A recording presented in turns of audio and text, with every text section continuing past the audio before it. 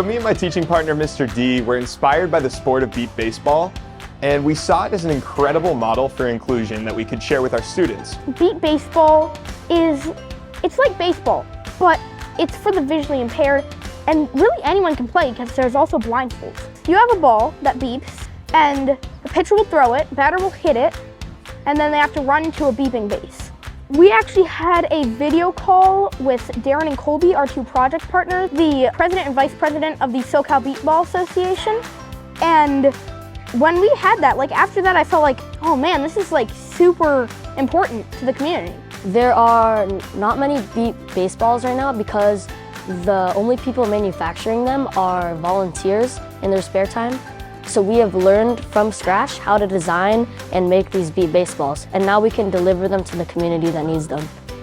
What it became was the kids actually producing something, or the next logical steps to be something that's going to fulfill a need beyond what the school needs. It's what the visual impairment community needs, specifically the beep baseball communities. If there could be more people that understand and recognize the sport, there could be more players, and it could sort of revive the game. We tied in science curriculum around the science of light and sound, hearing, and the visual impairment spectrum. And then on the humanities side of things, we did historical spotlights about historical figures with disabilities. So tying in the academics and then moving it a step forward to where they could use beep baseball as a shining example of a sport designed for inclusion, and using it to create their own games through Tinkercad, 3D printing, and their own creativity. Our game that we produced was Braille Candyland. It's Candyland for the visually impaired. It's a board and it has dented pieces in it for the visually impaired people to know where to go.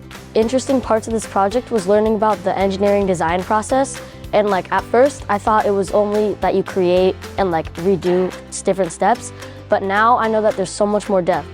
How an idea of a project can unfold and be designed into something that is actually really rad and actually really making an impact.